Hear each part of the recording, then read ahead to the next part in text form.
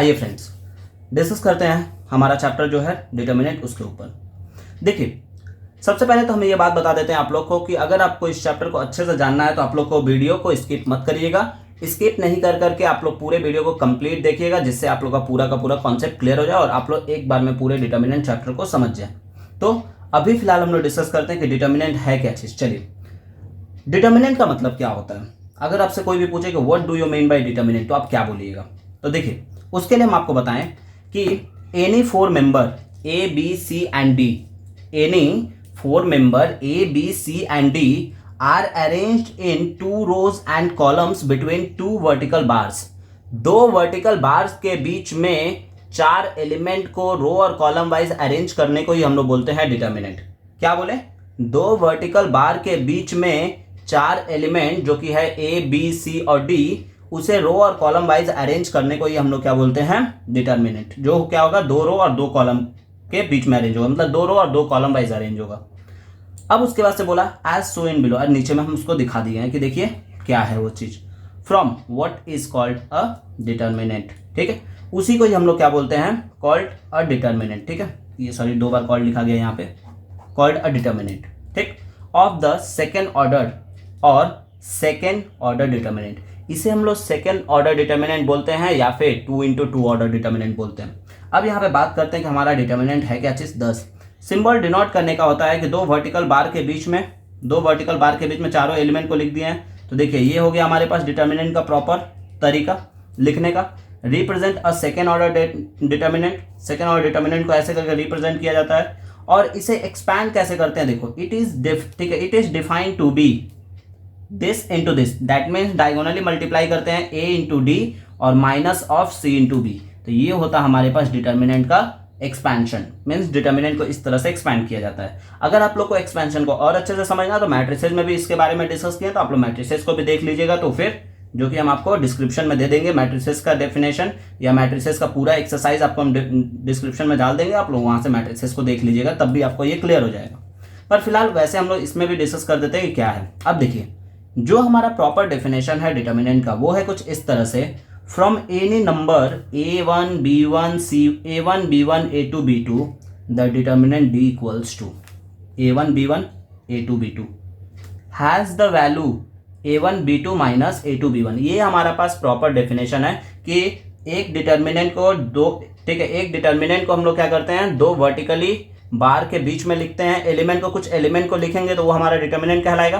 कुछ एलिमेंट मतलब क्या होगा, वो या तो 4 एलिमेंट होगा या तो 9 एलिमेंट होगा, क्योंकि या तो 2 into 2 ऑर्डर में होगा या तो 3 into 3 ऑर्डर में होगा। और उसे एक्सपैंड करते हैं तो डायगोनली मल्टीप्लाई करते हैं a1 into b2 and minus करके a2 into b1। तो ये होता हमारे पास एक्सपेंशन ऑफ डिटर्मिनेंट। जैसे फॉर एग्जांपल मान लीजिए एक क्वेश्चन लिए, फाइंड द डिटर्मिनेंट ऑफ 2 3 - 4 5। तो देखिए 2 into 5 डायगोनली मल्टीप्लाई किए 2 into 5 और -3 into 4।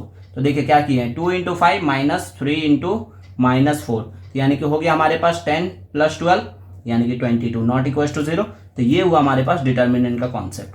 अब जो बात करना हमारे पास डिटर्मिनेंट का 3 into 3 ऑर्डर पे, देखिए आप लोग सोच रहे होंगे कि हम ये लिख के क्यों नहीं बता रहे या फिर हम ये लिख के इसलिए नहीं, ठीक है, लिख के क्यों नहीं समझा रहे हैं आपको।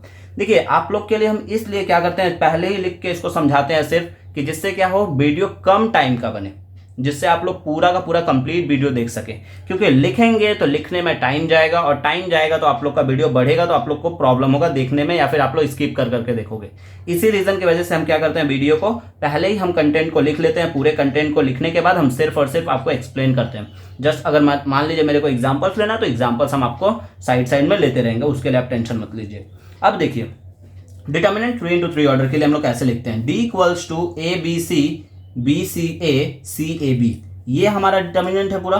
अब इसमें हम लोग को समझना क्या है कि किसको रो और किसको कॉलम बोलते हैं। तो देखिए this is the first row, second row and third row. This is first column, second column and third column. ये हमारा कॉलम होता है और ये हमारा रो होता है। तो अब इसी के बारे में हम बताएंगे। तो इसे एक्सपैंड करने से पहले आप लोग को एक बात बहुत अच्छे से जान लेना चाहिए, और वो है sign convention of a determinant. तो sign convention of a determinant क्या होता है हमारे पास, नोट बोल के यहाँ पे लिख दिए, we can expand a given determinant by the elements of any row and column and prefix sign as under.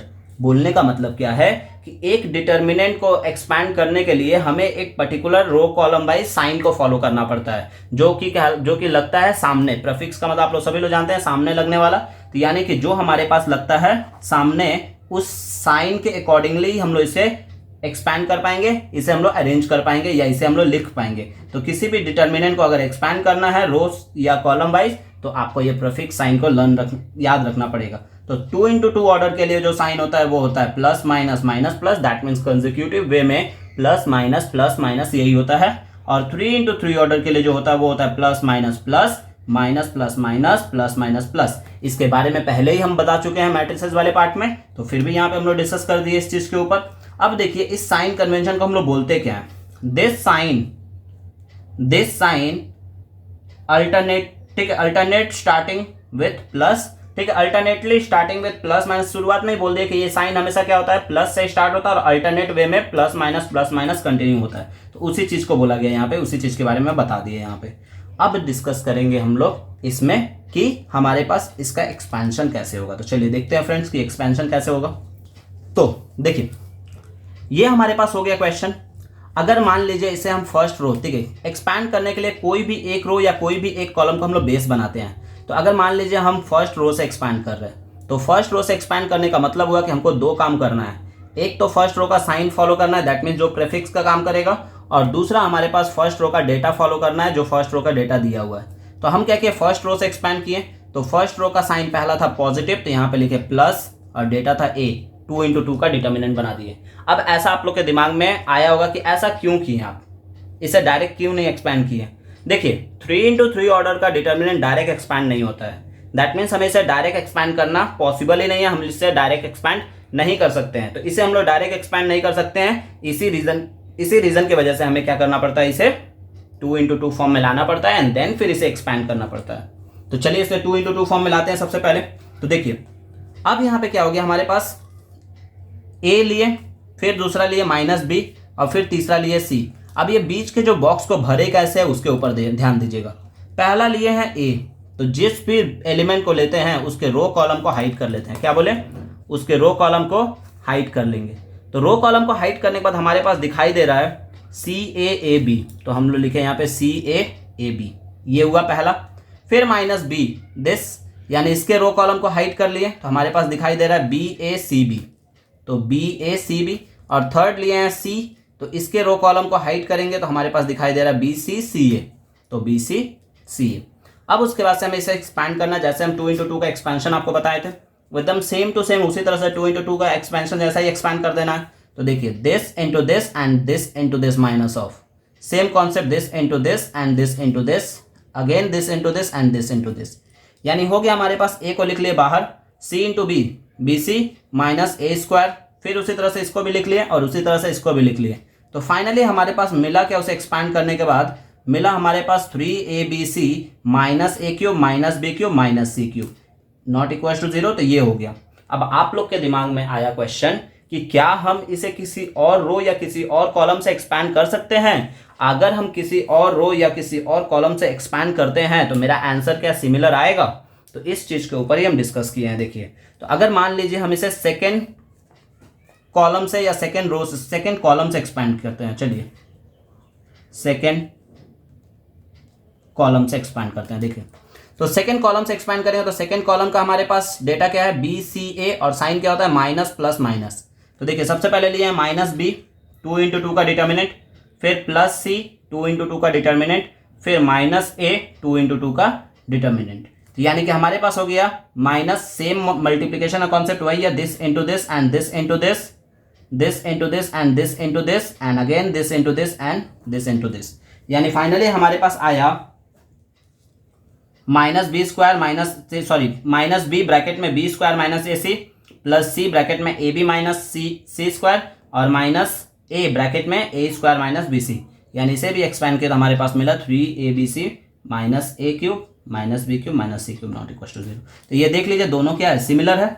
तो ये होता हमारे पास डिटर्मिनेंट का एक्सपेंशन मेथड। पर देखिए ये जो चैप्टर हम लोग जो पढ़ रहे हैं, ये जो एक्सरसाइज हम लोग पढ़ रहे हैं, यहाँ एक्सपेंशन काम नहीं आने वाला है, यहाँ एक्सपेंशन हम लोग को नहीं यूज करना है। विदाउट एक्सपेंशन हमें मोस्ट ऑफ द क्वेश्चन को विदाउट एक्सपेंशन सॉल्व करना है, पर हमें एक्सपेंशन जानना पड़ेगा और एक्सपेंशन के बारे में पढ़ना पड़ेगा, क्योंकि विदाउट एक्सपेंशन हम लोग ये काम नहीं कर सकते हैं, एक्सपैंड करना ही पड़ेगा हमें। तो इसी रीजन की वजह से एक्सपैंड करने के लिए हम लोग क्या करते हैं, इसको इस मेथड से सॉल्व करते हैं। तो अब आइए एक न्यूमेरिकल के ऊपर डिस्कस किया है, न्यूमेरिकली एग्जांपल्स के ऊपर डिस्कस कर दिए हैं। जैसे देखिए d इक्वल्स टू ये दिया हुआ है, बोले इसका वैल्यू निकालना है, तो यानी कि पहले वाले रो से ही एक्सपैंड किया, तो पहले लिए 3, 2 इंटू 2 का डिटर्मिनेंट, -7, फिर 2 इंटू 2 का डिटर्मिनेंट एंड देन प्लस -4, क्योंकि यहाँ पे माइनस है तो इसलिए माइनस, रूल्स नहीं बदलना चाहिए फ्रेंड्स। तो ये हो गया हमारे पास। अब देखिए हमारे पास क्या हुआ है, यहाँ पे सेम कॉन्सेप्ट से एक्सपैंड करेंगे इसको, means this into this and this into this, again this into this and this into this, again this into this and this into this. तो यानी कि हमारे पास फाइनली हो गया क्या, 3, 5 9 जा 45, माइनस माइनस प्लस 8 8 जा 64। यानी कि इस तरह से लिखने के बाद ये जो सॉल्व किया और सॉल्व करने के बाद आया हमारे पास answer 769। This is the final answer. तो ये हुआ हमारे पास इस तरह क्वेश्चन का सॉल्यूशन। अब हम लोग बात करते हैं इसी में आगे के टॉपिक के ऊपर क्या है, दैट मीन्स इसी का हम एक और मेथड बताएंगे आप लोग को, जो क्या है कि डिटर्मिनेंट को बहुत आराम से सॉल्व किया जा सकता है उस मेथड के अकॉर्डिंगली। पर ये हमारे पास बैड लक है कि वो हमारे सिलेबस में नहीं है, वो हमारे पास सिलेबस में इंक्लूडेड नहीं है, सिलेबस से बाहर है। पर जो लोग जेईई का एग्जाम्स देगा वो लोग के लिए बहुत बेटर है, क्योंकि उसका यूज कर सकता है वो लोग एग्जाम में डायरेक्ट आंसर निकालने के लिए, क्योंकि उसमें सिर्फ और सिर्फ कैल्सी का जरूरत पड़ता है। कैल्सी के अकॉर्डिंगली उसमें हर एक क्वेश्चन का आंसर निकल जाता है। ठीक है, तो चलिए देखते हैं न्यूमेरिकली, अल्फाबेटिकली के लिए भी आप सॉल्व कर सकते हो, उसके थ्रू आराम से बन जाएगा। तो उसी के ऊपर डिस्कस करते हैं जिसका नाम है सरस रूल। चलिए सरस रूल के बारे में डिस्कस करते हैं अब। तो देखिए friends, according to Sarrus rule में क्या होता है कि किसी भी डिटर्मिनेंट को अगर एक्सपैंड करना है तो इसमें रो कॉलम का यूज बहुत कम होता है, या रो कॉलम को उस तरह से यूज नहीं करते हैं जिस तरह से अभी कराएं आपको पीछे में। इसमें क्या करना पड़ता है, एक्सपैंड करने के लिए हम लोग क्या करते हैं, पहले एक डिटर्मिनेंट को लिखते हैं, तो पूरे डिटर्मिनेंट को लिख लेंगे, स्टार्टिंग का जो 2 कॉलम है उसे रीराइट कर लेते हैं हम लोग, स्टार्टिंग के 2 कॉलम को रीराइट कर लेते हैं और डायगोनली मल्टीप्लाई करते हैं, एक साइड से फिर उस साइड से भी, और स्टार्ट करते हैं इस साइड से मल्टीप्लिकेशन का वैल्यू। तो देखिए 3 into 1 into 2, 3 into 1 into 2, plus बीच में देंगे -2 इंटू -1 इंटू -2, -2 इंटू -1 इंटू -2, फिर again plus 2 into 6 into -3, 2 into 6 into -3 and close कर देंगे इस ब्रैकेट को। फिर माइनस बीच में, जब नेक्स्ट वाला आएंगे तो बीच में -2 into 6 into 2, -2 into 6 into 2, plus 3 into -1 into -3, 3 into -1 into -3 and then 2 into 1 into -2, 2 into 1 into -2। तो ये हो गया हमारे पास मल्टीप्लिकेशन का कॉन्सेप्ट, और इसे सॉल्व किया तो हमारे पास आंसर आया 15 माइनस में, तो this is the final answer. तो इसमें क्या करना पड़ता है, वो रो कॉलम को यूज नहीं करना पड़ता, और प्लस जो साइन कन्वेंशन है वो भी यूज नहीं करना पड़ता। दैट मीन्स अगर एक सिंपल से लैंग्वेज में बोले तो ये तरीका है डिटर्मिनेंट को डायरेक्ट एक्सपैंड करने का, यही तरीका से हम लोग डिटर्मिनेंट को डायरेक्टली एक्सपैंड कर सकते हैं। तो ये होता है हमारे पास सरस रूल के बारे में। अब जो सबसे ज़्यादा इम्पॉर्टेंट टॉपिक है डिटर्मिनेंट का, जिसके बारे में हम लोग को डिस्कस करना है, उसी चीज़ के ऊपर ध्यान देते हैं आप, और इसे स्किप मत करिएगा क्योंकि यही सबसे मेन पार्ट है डिटर्मिनेंट का।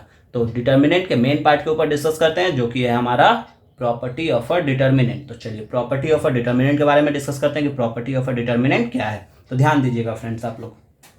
तो आइए फ्रेंड्स देखते हैं प्रॉपर्टीज ऑफ डिटर्मिनेंट के ऊपर। प्रॉपर्टी ऑफ डिटर्मिनेंट क्या है हमारे पास। देखिए ऐसे तो हमारे पास डिटर्मिनेंट का टोटल मिला के 10-11 प्रॉपर्टी है, पर मेनली हम लोग डिस्कस करेंगे 7 के ऊपर, और 7 के ऊपर ही बात करेंगे कि 7 प्रॉपर्टी कैसे करके यूज होता है, या प्रॉपर्टी होता क्या। देखिए सबसे पहला नंबर जो प्रॉपर्टी हमारे पास वो है कि इफ ईच एंट्री, या ईच एलिमेंट भी आप लोग बोल सकते हैं, इफ ईच एंट्री या each element in any row or column of a determinant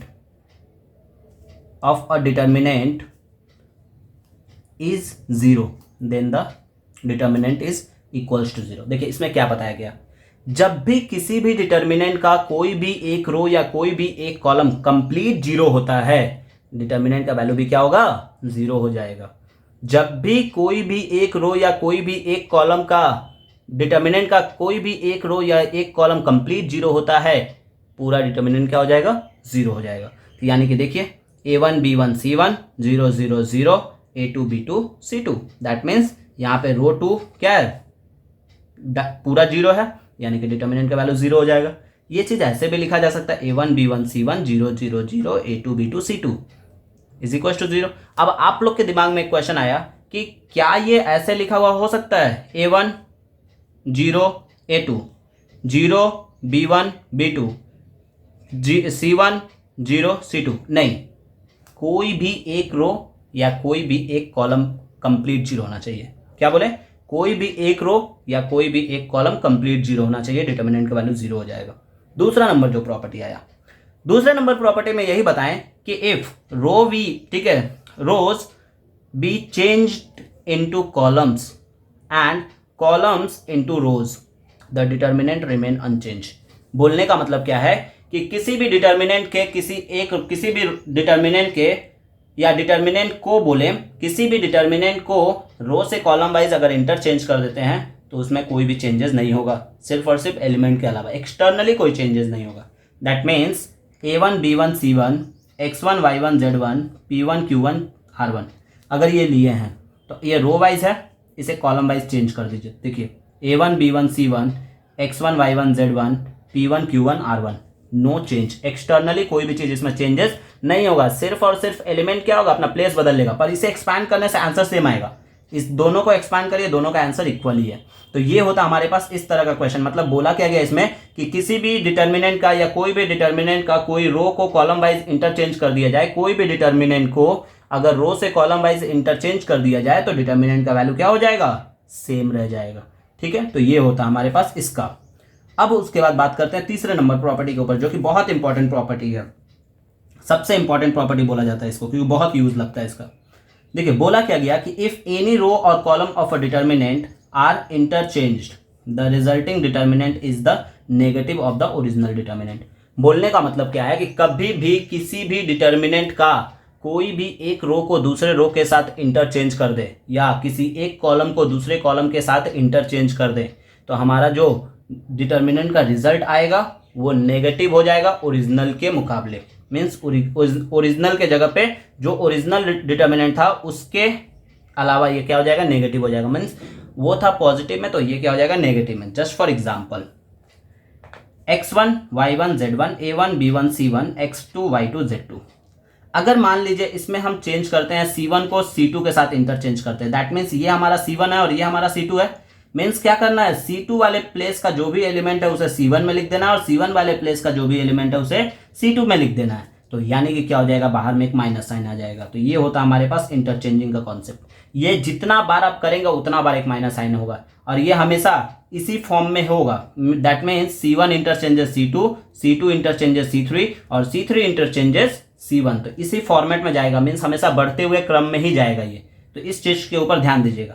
फिर अगर मान लीजिए इसी में अगर हम रो वाइज चेंज कर दिए, इसी क्वेश्चन में रो वाइज चेंज कर दिए, जो हमारा रिजल्ट है उसमें फिर से रो वाइज चेंज किए, दैट मीन्स लिखे R1 इंटरचेंजेस R2। तो R1 का जो भी एलिमेंट है वो R2 पे आ जाएगा और R2 का जो भी एलिमेंट है वो R1 पे चला जाएगा। दैट मीन्स देखिए B1 A1 C1 तो ऊपर चला गया, B1 A1 C1 और Y1 X1 Z1 तो Y1 X1 Z1 और जो हमारा नीचे वाला वो ऐसे का वैसे ही पड़ा हुआ है। तो ये होता है डिटर्मिनेंट का इंटरचेंज का कॉन्सेप्ट। ये हम लोग क्वेश्चन को प्रूव करने के लिए इसका यूज करते हैं। ठीक है, तो ये था हमारे पास तीसरा नंबर प्रॉपर्टी। चौथा नंबर जो प्रॉपर्टी हमारे पास, ध्यान दीजिएगा फ्रेंड्स, चौथा नंबर प्रॉपर्टी में ये बताएं कि इफ टू रोज और two columns in a determinant are identical then the value of determinant या then the determinant is equals to zero. बोलने का मतलब क्या है कि कभी भी किसी भी डिटर्मिनेंट का अगर कोई दो रो या दो कॉलम सिमिलर होता है, सेम होता है, आइडेंटिकल होता है, डिटर्मिनेंट का वैल्यू जीरो हो जाएगा। Just for example A1 A2 A3 A1 A2 A3 A2 A3 A4। That means देखिए ये दोनों क्या है, आइडेंटिकल है, C1 and C2 are identical, यानी कि ये zero. 1 1 1 1 1 1 A1 A B C ये भी क्या हो जाएगा, आइडेंटिकल है दोनों, R1 और R2 ये भी जीरो, और R3 और R1 आइडेंटिकल है तो क्या हो जाएगा, जीरो। तो ये होता हमारे पास डिटर्मिनेंट का इस प्रॉपर्टी के लिए कॉन्सेप्ट। मीन्स जब भी किसी भी डिटर्मिनेंट का कोई भी दो रो या दो कॉलम सिमिलर होता है, सेम होता है, आइडेंटिकल होता है, डिटर्मिनेंट का वैल्यू क्या हो जाता है, जीरो। तो आपको वहां पे स्टेटमेंट लिखना पड़ेगा C1 and C2 are identical R1 and R2 are identical, R3 and R1 are identical. तो ये चीज मेंशन करना पड़ेगा आपको वहां पे। तो ये था हमारे पास डिटर्मिनेंट का चौथा नंबर प्रॉपर्टी। अब डिस्कस करते हैं हम लोग पांचवें नंबर प्रॉपर्टी के ऊपर कि पांचवा नंबर प्रॉपर्टी क्या है हमारे पास। तो देखिए फ्रेंड्स, पांचवा नंबर जो प्रॉपर्टी है, बोला गया कि if all the elements of any row और column be multiplied by a non zero real number k, then the value of the new determinant is k times the original determinant. बोलने का मतलब क्या है यहाँ पे, अगर किसी भी डिटर्मिनेंट के या डिटर्मिनेंट को किसी एक similar non zero real number से मल्टीप्लाई करें, किसी एक similar non zero real number के से मल्टीप्लाई करें, तो डिटर्मिनेंट क्या हो जाएगा, के टाइम्स हो जाएगा ओरिजिनल के। तो यानी कि इसे हम लोग लिखते कैसे, जैसे देखिए के टाइम ऑफ डिटर्मिनेंट लिखे हैं, तो अब देखिए आपके दिमाग में आ रहा होगा ना कि इसे एक्सपैंड भी तो करेंगे। तो देखिए एक्सपैंड करने का जो कॉन्सेप्ट है वो कॉन्सेप्ट क्या है इसे, कि अगर मान लीजिए आपको नीड है, आपको दरकार है इस के को अंदर ले जाने का, तो इस के को हम लोग मैट्रिसेस जैसा अंदर नहीं ले जा सकते हैं। दैट मीन्स बोलने का मतलब ये है कि मैट्रिसेस में हम लोग क्या करते थे, के को सभी से मल्टीप्लाई कर देते थे, यानी कि K1 K2 या K3 K4 या फिर KA KB KC KD ऐसे लिखते थे। पर मैट्रिसेस और डिटर्मिनेंट में थोड़ा सा चेंज है। चेंजेस क्या है कि ये जो K है ना, वो इस डिटर्मिनेंट में किसी एक ही रो या किसी एक ही कॉलम से एक बार में मल्टीप्लाई होगा।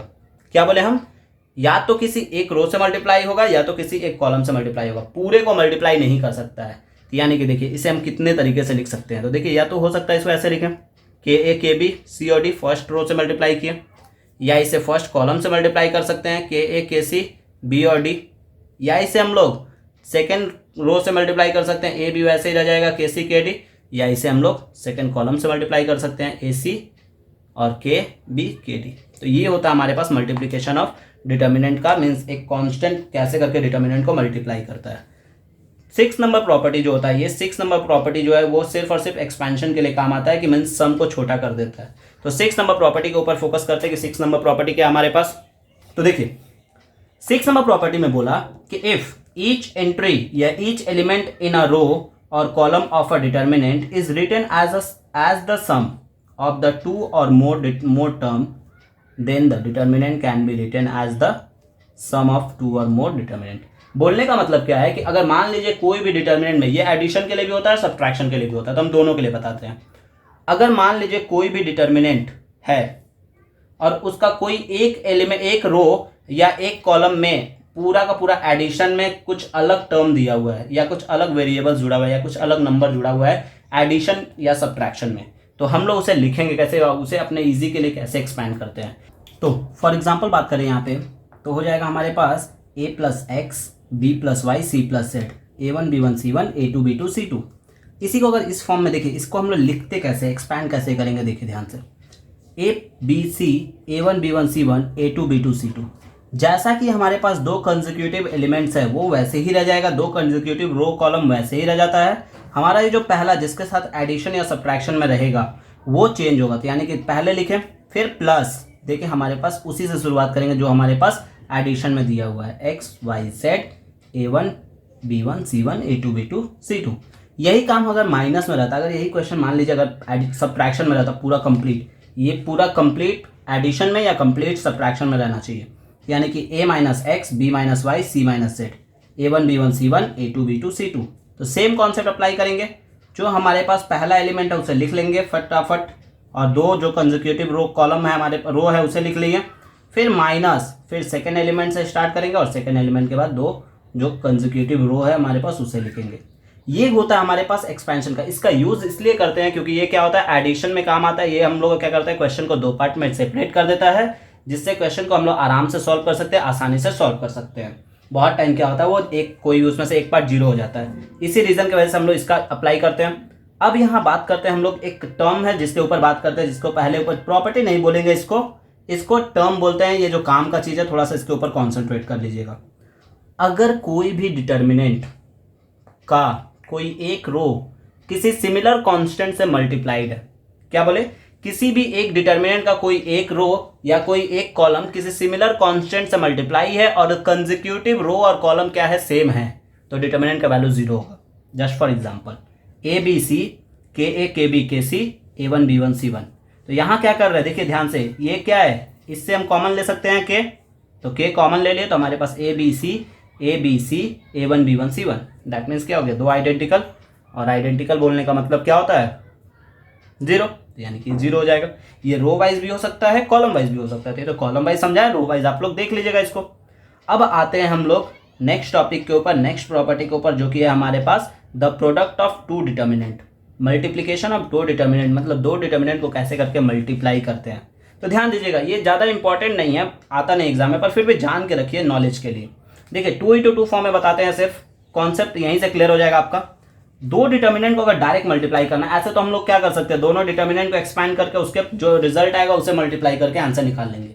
पर नहीं, अगर मान लीजिए डायरेक्ट दो डिटर्मिनेंट को मल्टीप्लाई करना है तो वो कैसे करेंगे उसके ऊपर डिस्कस करते हैं। तो देखिए डायरेक्ट मल्टीप्लाई करने का जो कॉन्सेप्ट है वह हम लोग दोनों को क्या करते हैं, दोनों साइड से हम लोग जाते हैं रो वाइज, यानी कि A1 into X1 plus B1 into Y1, ठीक है। अब इसी रो से क्या करते हैं, यहाँ के रो से मल्टीप्लाई करते हैं, A1 into X2 plus B1 into Y2, ठीक है। फिर same concept A2 into X1 plus B2 into Y1, और फिर A2 into X2 plus B2 into Y2। तो ये हो गया हमारे पास multiplication of two determinant. Just for example यहाँ पे एक क्वेश्चन लिए हैं, 2 4 7 5 3 2 माइनस 4 1, 2 इंटू 3 प्लस 4 इंटू 2, फिर 2 इंटू माइनस 4 4 इंटू 1 प्लस में, देखिए फिर 7 इंटू 3 5 इंटू 2, फिर 7 इंटू माइनस 4 और 5 इंटू 1, ठीक है। अब इसे एक्सपैंड किए तो हमारे पास आंसर मिला -198। तो ये हुआ हमारे पास आंसर। अब जो बात करेंगे, अब जो डिस्कस करेंगे हम लोग, वो है क्वेश्चंस के ऊपर कि डिटर्मिनेंट के क्वेश्चंस को कैसे करके सॉल्व किया जाता है। देखिए ये प्रॉपर्टीज तो आपको दिमाग में रखना है, प्रॉपर्टीज के बारे में तो आपको जान के रखना है कि प्रॉपर्टी क्या होता है, उसके बारे में तो आपको देखना है, पर जो सबसे मेन कॉन्सेप्ट है, सबसे मेन चीज है, वो है इसका क्वेश्चन, जिसके ऊपर हम लोग को फोकस करना है कि क्वेश्चंस में प्रॉपर्टी अप्लाई करके ही सॉल्व करना है, एक्सपेंशन मेथड से किसी भी क्वेश्चन को सॉल्व नहीं करना है। यानी कि प्रॉपर्टी कैसे अप्लाई होता है, कहाँ पे क्या चीज लगता है, किस चीज के ऊपर डिस्कस करते हैं, इन्हीं सब चीजों के ऊपर हमें कॉन्सेंट्रेट करना। तो आइए हम लोग डिस्कस करते हैं कुछ क्वेश्चंस के ऊपर, जो कि हम लोग आगे देखेंगे। चलिए देखिए, जैसा कि यहाँ पे हम एक क्वेश्चन लिए हैं, without expanding that is using property of a determinant show that, बिना प्रॉपर्टी के मीन्स यूजिंग, हमें प्रॉपर्टी के विदाउट प्रॉपर्टी हम इसे नहीं सॉल्व कर सकते हैं, हमें इसका प्रॉपर्टी अप्लाई करके ही सॉल्व करना है, यानी कि प्रॉपर्टी यूज करके ही सॉल्व करना है इसको। तो चलिए कैसे करके प्रॉपर्टी यूज करके सॉल्व करते हैं उसके ऊपर डिस्कस करते हैं। जैसे क्वेश्चन जो लिए हैं 4317 3574 1732, ये क्वेश्चन लिए, इक्वल्स टू 0 प्रूव करना है। देखिए जैसा कि बता दें, ये पूरा C1 C2 और C3 है, पहले ही डिस्कस कर दिए थे इसके बारे में, ये R1 R2 एंड R3। अब इसी C1 C2 C3 R1 R2 R3 में कुछ ऐसा चेंज करिए, कुछ ऐसा एडिशन सब्ट्रैक्शन डिवीजन मल्टीप्लिकेशन लगाइए कि जिससे क्या हो, ये 0 प्रूव हो जाए। तो ये मत कर दीजिएगा कि मल्टीप्लाइंग 0 बाई किसी भी एक रो, कभी भी नहीं, ठीक है, वो गलत हो जाएगा। मल्टीप्लाइंग 0 बाई, तब तो हर क्वेश्चन को आप एक बार में प्रूफ कर दीजिए, मल्टीप्लाइंग 0 बाई बोथ साइड, हो गया प्रूफ, कोई दिक्कत नहीं है। पर नहीं फ्रेंड्स, ऐसा नहीं होता है। इसमें हम लोग को क्या करना पड़ता है, प्रॉपर्टी ऐसा लगाना होता है कि जिससे क्या हो, आइडेंटिकल प्रूव हो जाए या 0 आ जाए कोई भी एक रो या एक कॉलम में। तो इस तरह के कॉन्सेप्ट में लाना पड़ता है। तो देखिए ध्यान से हम कैसे करके दिमाग लगाएं। यहाँ पे चाहते बहुत सारा तरीका इसको करने का, पर आपको एक ही मेथड बता रहे हैं जो बहुत सिंपल है। ध्यान दीजिए, अगर आप लोग देखिए यहाँ पे 43 है, अगर उसमें से 1 निकाल देते ये 42 हो जाएगा, और हम लोग जानते हैं 42 हमारा 7 के टेबल में आता है 6 टाइम में। तो देखिए क्या कर रहे हैं, यहाँ पे लिखे C1 डैश इक्वल टू, हमेशा इसके ऊपर ही कॉन्सेंट्रेट करिएगा आप लोग, क्योंकि जब यहाँ पे आप जो अप्लाई करेंगे ना, वो सब में अप्लाई होगा और उसी की वजह से सब चेंजेस होकर सेम ही आएगा। तो देखिए C1 डैश इक्वल टू लिखे C1 minus C2, that means हम क्या किए, C1 में से C2 को निकाल दिए। तो C2 को निकालेंगे तो क्या होगा, देखिए 43 में से 1 निकालें तो बचा हमारे पास। तो अब देखिए ये पूरा C1 है, क्योंकि C1 डैश पूरा ही C1 को चेंज करेंगे, तो मतलब पूरे C1 में से C2 को माइनस करना है। तो देखिए माइनस कर लिए, जो हमारा C2 वैसे ही रहेगा, C3 वैसे ही रहेगा। तो फाइनली हमारे पास आया 42 28 14 173 642। अब इसे क्या करना, देखिए कॉमन आ रहा है इसमें से इक्वली 7, तो लिखेंगे taking common from C1, 7 common लिए तो हो गया 642 173 642। अब देखिए यहाँ पे क्या किया, हम चाहते तो इसको डायरेक्टली लिख सकते थे कि C3 and C1 are identical, so the value of determinant is 0, पर नहीं, यहाँ हम आपको एक और प्रॉपर्टी दिखाएं। देखिए C3 को इंटरचेंज कर दिए C2 के साथ, या C2 को बोल सकते हैं इंटरचेंज कर दिए C3 के साथ। तो अगर C2 इंटरचेंजेस C3 तो एक माइनस साइन आएगा, तो एक माइनस साइन ले लिए, और हमारे पास C2 वाला जो प्लेस पे जो एलिमेंट है वो चला जाएगा C3 में, और C3 वाले प्लेस का एलिमेंट चला आएगा C2 में, तो यानी कि ये हो गया हमारे पास फिर। तो अब देखिए ये दोनों क्या हो गया, सिमिलर हो गया। तो सिमिलर होने की वजह से क्या लिखे इसको, C1 and C2 are identical, so the value of determinant is 0, तो यानी कि -7 × 0 यानी कि 0। तो ये था एक तरह के क्वेश्चन के ऊपर। दूसरे टाइप के क्वेश्चन के ऊपर डिस्कस करते हैं कि दूसरा टाइप का क्वेश्चन क्या है। देखिए फ्रेंड्स, दूसरा टाइप का जो क्वेश्चन है वो है x + y, y + z, z + x, z x y 1 1 1। अब आप लोग बोलेंगे कि इसमें हम लोग क्या कर सकते हैं, एक्सपैंड कर सकते हैं। तो चलिए एक्सपैंड कर दीजिए। पर आप लोग एक बात बताइए मेरे को, एक्सपैंड करने से कुछ भी पॉसिबिलिटीज दिखाई दे रहा है कि कुछ भी कॉमन वॉमन हो रहा है कि जिसे निकाला जा सकता है। कॉमन के लिए हमेशा ये बात बता देते हैं, बार बार ये बात को बोल देते हैं कि पूरे रो और पूरे कॉलम में कॉमन मैच करना चाहिए। क्लियर? तो चलिए देखिए, तो यहाँ एक्सपैंड करने से तो बात नहीं बन रहा है, पर यहाँ छोटा सा एक दिमाग लगाइए। देखिए ध्यान से, अगर हम लोग C2 में C1 को ऐड कर दे तो हमारा यहाँ पे भी हो जाएगा x + y + z, ये भी हो जाएगा x + y + z, और ये भी हो जाएगा x + y + z। मतलब एक पूरा रो क्या हो जाएगा, x + y + z, x + y + z और x + y + z। तो हम लोग क्या करते हैं, वही काम करते हैं। यहाँ पे लिखे C2' = C2 + C1, तो यानी कि हो गया x + y, y + z, z + x, तो यानी x + y + z, x + y + z, x + y + z 1 1 1 जैसा है वैसे ही पड़ा हुआ है। तो लिखेंगे टेकिंग कॉमन फ्रॉम R2, तो R2 से कॉमन हो गया x + y + z, यानी जो ऊपर वाला है जैसा है वैसे ही पड़ा हुआ है। ये 1 1 1 हो गया और दोनों आइडेंटिकल हो गया। तो यानी कि C2 and C3 are identical, so the value of determinant is 0, तो यानी कि x + y + z × 0 यानी कि 0। तो ये भी हो गया प्रूफ।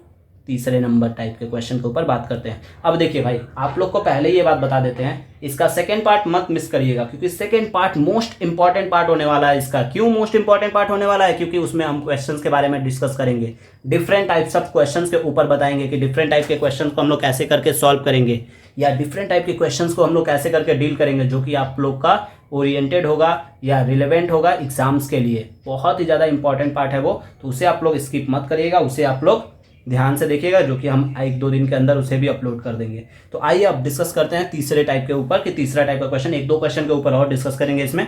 तो डिस्कस करते हैं तीसरे टाइप के क्वेश्चन के ऊपर कि तीसरा टाइप का क्वेश्चन क्या है। तीसरा टाइप का जो क्वेश्चन है वो कुछ एडिशन सब्ट्रैक्शन में, एडिशन में ले लिए, मतलब एक रो के साथ पूरा एडिशन, एक कॉलम के साथ पूरा एक डिफरेंट टाइप का एलिमेंट ऐड है।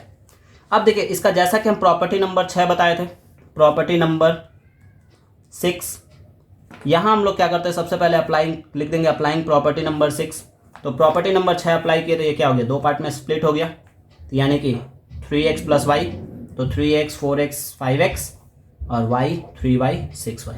अब देखिए ध्यान से फ्रेंड्स, कॉलम वाइज सब में से कॉमन आ रहा है, तो लिखेंगे taking common from C1, C2 and C3 column, तीनों कॉलम में से कॉमन ले लिए।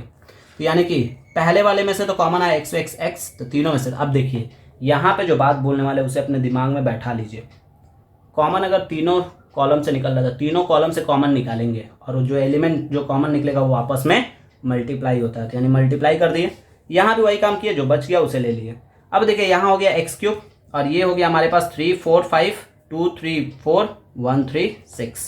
यहाँ हो गया y² 1 3 6 2 3 4 1 3 6। अब देखिए यहाँ पे C3 and C1 are identical, तो लिख दिया C, ठीक है, C3 and C1 are identical, तो यानी कि C3 और C1 आइडेंटिकल है, तो वैल्यू क्या हो जाएगा, ये 0, तो यानी कि ये 0 हो गया। अब देखिए इसे कैसे सॉल्व करेंगे, क्योंकि यहाँ तो रो कॉलम को आइडेंटिकल नहीं, 0 तो नहीं प्रूफ करना है, यहाँ हमको x³ प्रूफ करना है। तो अब ये सॉल्व करके इसको 1 लेके आना, और हम बोल रहे थे डायरेक्ट एक्सपैंड भी नहीं कर सकते हैं। तो देखिए बाबू, एक्सपैंड करने के लिए एक तरीका है। एक्सपैंड करने का तरीका क्या है कि हम लोग कोई भी डिटर्मिनेंट को एक्सपैंड तभी कर सकते हैं जब उसका कोई भी 2 एलिमेंट 0 हो, एक ही रो या एक ही कॉलम में। मैक्सिमम 2 एलिमेंट 0 होना चाहिए, मिनिमम 1 हो सकता है, 1 के ऊपर भी हम लोग एक्सपैंड कर सकते हैं। तो हम लोग क्या करेंगे, अब इसके किसी एक एलिमेंट को या किसी 2 एलिमेंट को हम लोग 0 करने की कोशिश करेंगे, किसी एक रो या किसी एक कॉलम में। तो अब वो 0 होगा कैसे, तो उसके लिए हमें सोचना पड़ेगा। तो देखिए वो कैसे हम सोचे, अगर बाबू एक बात बताइए, इस 3 में इन दोनों को ऐड कर दे, ठीक है, मतलब इस 3 में इन दोनों को ऐड करके माइनस कर दे, 3 में से इन दोनों को माइनस कर दे तो हमारे पास 0 हो जाएगा। तो हम वही काम किया, लिखे यहाँ पे C1 dash is equals to C1 minus C2 plus C3। तो देखिए ध्यान से 3 माइनस 3, अब एक बात बताइए, अभी पूरे में अप्लाई होगा, तो यानी कि 4 माइनस 3 प्लस 3 कितना होता है 6, एकदम इसे लिख दिया। फिर ऐसे 5 माइनस 4 प्लस 6 कितना होता है 10, तो लिख दिए। अब यहाँ पे हमारे पास 0 हो गया, दिस और दिस, तो यानी कि हमारे पास क्या हो गया, ये 0 1 हो गया। जैसे ही एक 0 हुआ इसे एक्सपैंड कर लेंगे, तो एक्सपैंड करने के लिए वही कॉन्सेप्ट है, किसी एक रो या किसी एक कॉलम, तो हम लोग यूजुअली उसी रो को यूज़ करते हैं जिसमें एलिमेंट 0 होता है। तो 0 वाले से एक्सपैंड करेंगे तो लिए एक्स क्यूब इंटू, इसका साइन जो होता है वो होता है प्लस माइनस प्लस, तो यानी कि देखिए 0 प्लस में एलिमेंट लिख दिए 3 3 4 6, इसके रो कॉलम को हाइड कर देते हैं। -2, तो इसका एलिमेंट लिखे -2 3 -5 6, ठीक है, और 1 से एक्सपैंड किया तो आया -2 3 -5 4। तो 0 इंटू एनीथिंग क्या हो जाएगा 0, तो इसको लिखने का जरूरत नहीं है। इसे एक्सपैंड किए तो हमारे पास मिला कुछ इस तरह का डेटा, देखिए -2 इंटू 6 -12 और माइनस माइनस प्लस 15, तो 12 में से 15 जाएगा, यानी कि हमारे पास हो गया -2 इंटू 3, फिर प्लस 1, अब यहाँ देखिए 1 इंटू -8 प्लस 15, तो 8 15 निकाल देंगे तो 7 बचेगा, तो यानी कि 1 इंटू 7 7, यानी फाइनली हमारे पास आया एक्स क्यूब इंटू -6 प्लस 7, यानी कि 1 आएगा, यानी एक्स क्यूब प्रूव हो गया। तो ये होता है इस तरह का क्वेश्चन। एक दो क्वेश्चन के ऊपर और डिस्कस कर लेते हैं इसके ऊपर, देखिए। तो आइए फ्रेंड्स, ये देखिए क्वेश्चन यहाँ पे ले लिए 1 1 1 ABC A square B square C square, इसको सॉल्व करके ही दिखाते हैं कैसे करके हम लोग सॉल्व करते हैं इसको। देखिए जैसा कि हम बताए थे आपको कि किसी भी डिटर्मिनेंट को एक्सपैंड करने के लिए उसके किसी एक रो या किसी एक कॉलम में 2 एलिमेंट 0 होना चाहिए, ठीक है। 2 एलिमेंट 0 करने के लिए क्या करेंगे, तो एक बात बताइए बाबू, ये हमारे पास क्या है, एक बार क्वेश्चन को हम लिख रहे हैं फिर से, देखिए लेफ्ट हैंड साइड क्वेश्चन हमारे पास आ रहा है 1 1 1 ABC A square B square C square, ठीक है। अब देखिए ये है हमारे पास R1, ये है हमारे पास R2 और ये है हमारे पास R3। This one is called C1 C2 and C3। तो देखिए फ्रेंड्स, यहाँ पे अगर हम लोग क्या करें, R1 में से R2 को माइनस कर दें, R1 में से R2 को माइनस कर दे तो R1 0 हो जाएगा, और R2 में से R3 को माइनस कर दे तो R2 0 हो जाएगा। अब आप लोग बोलेंगे तो अब एक काम करते हैं ना, R3 में से R1 को भी माइनस कर देते हैं तो वो भी 0 हो जाएगा, तो पूरा कंप्लीट 0 हो गया। तो यानी कि प्रूफ कैसे होगा, देखिए मेरे बातों को ध्यान से सुनिए। एक बार में कोई 2 प्रॉपर्टी अप्लाई करेंगे, 3 प्रॉपर्टी को एक साथ अप्लाई नहीं करेंगे। That means R1 minus R2, R2 minus R3, तीनों को नहीं, R3 माइनस R1 नहीं, हमेशा 2 को अप्लाई करेंगे एक बार में। तो यहाँ लिखते हैं हम लोग, R1 को चेंज करें तो लिख रहा है R1 dash is equals to R1 minus R2 and R2 dash is equals to R2 minus R3। ऐसा करने के बाद जो आए रिजल्ट उसमें से फिर हम लोग तीसरा प्रॉपर्टी लगा सकते हैं, कोई प्रॉब्लम नहीं है। तो देखिए ये हमारे पास R1 है, तो यानी कि 1 माइनस 1। अब एक बात बताइएगा, वो पूरा R1 है तो यानी कि ये भी माइनस होगा दोनों, यानी लिखेंगे A माइनस B और यहाँ लिखेंगे A square minus B square. Same concept 1 minus 1, अब यहाँ भी वही चीज़ B minus C B square minus C square, और फिर यहाँ पे हम लोग 1 C स्क्वायर। देखिए हो गया ये। अब देखिए हमारे पास 2 एलिमेंट 0 हो गया, 0 0 1 A minus B। A square minus B square का फॉर्मूला क्या होता है बाबू, A minus B A plus B। फिर यहाँ पे हम लोग लिखे 0 जो हमारे पास है B माइनस C, और फिर हम लोग यहाँ पे लिखे B square minus C square को भी वैसे ही लिखेंगे B minus C B plus C। फिर वही चीज़ हम लोग यहाँ पे भी करेंगे, इसके साथ भी, तीसरे वाले के साथ भी C और C स्क्वायर, ठीक है, जैसा है वैसे उतार दिए। अब देखिए इस पूरे में से कॉमन जा रहा है A माइनस B, क्योंकि 0 में से कुछ भी कॉमन निकाल सकते हैं, तो लिखेंगे यहाँ पे taking common from R1 and R2 रो, ठीक है। तो R1 से कॉमन आया हमारे पास A माइनस B और R2 से कॉमन आया हमारे पास B माइनस C। तो फाइनली हमारे पास बचा 0 0 1 1 1 A plus B, B plus सी, सी और सी स्क्वायर। अब 2 जीरो हो गया है तो एक्सपैंड कर दीजिए लास्ट वाले से। किसी भी बोले थे, याद करिए, किसी भी एक रो या किसी भी एक कॉलम से हम लोग एक्सपैंड कर सकते हैं। तो हम क्या कर रहे हैं, इस लास्ट वाले से एक्सपैंड कर देंगे, क्योंकि जीरो से एक्सपैंड करेंगे तो क्या होगा, ऑब्वियस बात है, जीरो इंटू एनीथिंग जीरो ही होगा। तो यानी कि हमारे पास आ जाएगा ए minus B, B minus C, into इस वाले से एक्सपैंड करेंगे तो इसका साइन क्या होता है, प्लस माइनस प्लस। तो यानी कि +1, 2 इंटू 2 का डिटर्मिनेंट लेंगे यहाँ पे। तो यानी कि जो लेते हैं उसके रो कॉलम को हाइड कर देते हैं। तो यानी हमारे पास आ रहा है 1 A plus B, 1 B plus C. Multiply कर लेते हैं इसे। तो देखिए A minus B minus C into multiply करें तो आ रहा है बी प्लस सी और minus of minus A minus B. तो यानी कि माइनस बी कट गया, यानी कि आया A minus B minus C and then C minus A. तो ये देखिए हमारे पास प्रूव हुआ कि नहीं। तो ये होता हमारे पास इस तरह के क्वेश्चन का प्रूविंग, मतलब ऐसे करके प्रूव करते हैं। एक लास्ट क्वेश्चन के ऊपर डिस्कस कर लेते हैं इसमें। देखिए ध्यान दीजिएगा। देखिए लास्ट क्वेश्चन जो लिए हैं उसमें बोले find the value of x, x का वैल्यू निकालना है। क्वेश्चन क्या हमारे पास सुन लीजिए, x3 7 2 x2 7 6 x। क्या करेंगे इसमें, जोड़ घटाओ क्या कर सकते हैं। तो बाबू एक चीज आप लोग ध्यान से देखिए, अगर दिस प्लस दिस करते हैं तो कितना हो जा रहा है, x प्लस 9। यहाँ पे देखिए दिस प्लस दिस करें तो यहाँ पे हो जा रहा है x प्लस 9, और दिस प्लस दिस करें तो यहाँ पे हो जा रहा है x प्लस 9। तो लिखेंगे हम लोग इसमें लेफ्ट हैंड साइड से r1 dash is equals to r1 plus r2 plus r3। अब आप लोग बोलिएगा, यहाँ पे आप लोग के दिमाग में क्वेश्चन आया कि आप ही बोले थे कि यहाँ पे तीनों प्रॉपर्टी यूज नहीं कर सकते।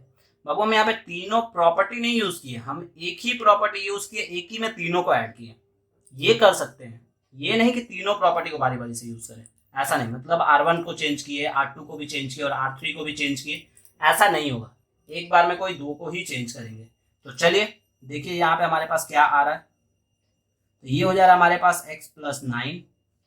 तो यहाँ पे अब क्या होगा, ये भी हमारे पास हो जाएगा दिस प्लस दिस के, तो यहाँ भी हो गया x प्लस 9 और यहाँ पे भी हो गया हमारे पास x प्लस 9। मीन्स r1 में हम तीनों को ऐड कर दिए हैं, दोनों को ऐड कर दिए हैं, जो जैसा है बाकी वैसे ही लिख दीजिए 7 6 x। अब क्या करना है, वही same concept, taking common from r1। चलिए r1 से कॉमन लिए तो हमारे पास आया x प्लस 9 कॉमन हो गया। तो फाइनली हमारे पास बचा 1 1 1 2x2 7 6x। अब 2 को जीरो करना है, तो देखिए c1 minus c2 minus c3। तो लिखेंगे यहाँ पे c1 dash is equals to c1 minus c2। हमेशा पहले वाले पे ध्यान दीजिए, दूसरे रो कॉलम में क्या आ रहा है उस पर कॉन्सेंट्रेट मत करिए, पहले वाले पे कॉन्सेंट्रेट करिए कि पहला जीरो हो रहा है कि नहीं।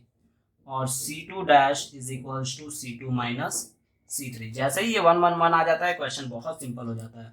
यानी कि हो गया x प्लस 9 जैसा पड़ा वैसे ही है। यहाँ हो जा रहा है हमारे पास दिस माइनस दिस, यानी 1 माइनस 1, तो ये पूरा कंप्लीट होगा 2 माइनस एक्स 7 माइनस 6। फिर वही चीज़ this minus this 1 minus 1, this minus this यानी x माइनस 2, और फिर यहाँ पे 6 माइनस एक्स, और फिर लास्ट 1 2 x। चलिए 2 जीरो हो गया हमारे पास x प्लस 9। तो एक्सपैंड कर देंगे डायरेक्टली लास्ट वाले से। तो जिससे एक्सपैंड करते हैं उसके रो कॉलम को क्या करते हैं, हाइट। यानी कि ये भी साइन हमारा पॉजिटिव होता है, तो 1 बॉक्स में क्या आएगा देख लीजिए एक बार, 2 माइनस एक्स, यहाँ पे आ रहा है x माइनस 2, यहाँ पे आ रहा है 7 माइनस 6, यहाँ आ रहा है 6 माइनस एक्स। ठीक है, तो यानी कि जीरो तो लेके ही करना है क्योंकि यहाँ पे x का वैल्यू फाइंड आउट करना है, सॉरी। तो जीरो ले लिए। अब देखिए आइदर और करेंगे यहाँ पे, तो हमारे पास क्या होगा, either x plus 9 equals to 0 और 2 minus x multiplied by 6 minus x minus 7 minus 6 multiplied by x minus 2 equals to 0। ठीक है, तो यानी कि फाइनली ये आ रहा हमारे पास यहाँ, तो आ गया x इक्वल्स टू माइनस 9। तो ये एक तो आंसर हमारे पास यहाँ पे हो गया। अब दूसरा हमारे पास देखिए, मल्टीप्लाई करें तो हो जाएगा 12, फिर हो जाएगा -2x, फिर -6x plus x square minus, देखिए 1 बचेगा और 1 से इसको मल्टीप्लाई करें तो हमारे पास हो जाएगा x और फिर +2 इक्वल्स टू 0। तो यानी कि हमारे पास फाइनली ये मिड टर्म हो रहा है, क्योंकि हो जा रहा है एक्स स्क्वायर माइनस 8 में से 1 जाएगा, वो 8 1 1 9 हो जाएगा,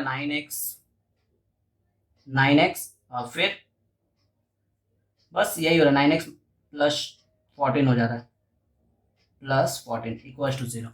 अब इसे ऐसा मिड टर्म करना है कि जिससे प्लस करने से 9 आ जाए, मल्टीप्लाई करने से 14 आ जाए। तो आप लोग समझ ही गए होंगे, 7x - 2x plus 14 equals to 0। यानी कि इसे अगर हम लोग डायरेक्ट लिखेंगे तो हो जाएगा x - 7 और दूसरी जगह पर हो जाएगा x - 2 इक्वल्स टू 0। यानी x का 7 और 2 दो और वैल्यू आया। तो ये होता हमारे पास इस तरह क्वेश्चन का सॉल्यूशन। तो ऐसे करके हम लोग सॉल्व करते हैं डिटर्मिनेंट के क्वेश्चंस को, जिसमें जो बोला रहता है उस हिसाब से हम लोग को निकालना होता है और 2 0 करना जरूरी है। तो ये था हमारे पास डिटर्मिनेंट का कॉन्सेप्ट। अब इसका जो नेक्स्ट पार्ट होगा उसमें होगा बेसिकली बहुत ही अच्छा क्वेश्चन, जो कि आप लोग का सब क्वेश्चन होगा बोर्ड ओरिएंटेड या थर्ड ईयर के exams oriented. Means exams oriented direct बोले तो ज्यादा बेटर होगा, एग्जाम्स ओरिएंटेड क्वेश्चन होगा, किस तरह का क्वेश्चन एग्जाम्स में पूछा जाता है। तो ये आप लोग के लिए बहुत इंपॉर्टेंट पार्ट होने वाला है, तो आप लोग उसको स्किप मत करिएगा और उसे जरूर देखिएगा। Thank you.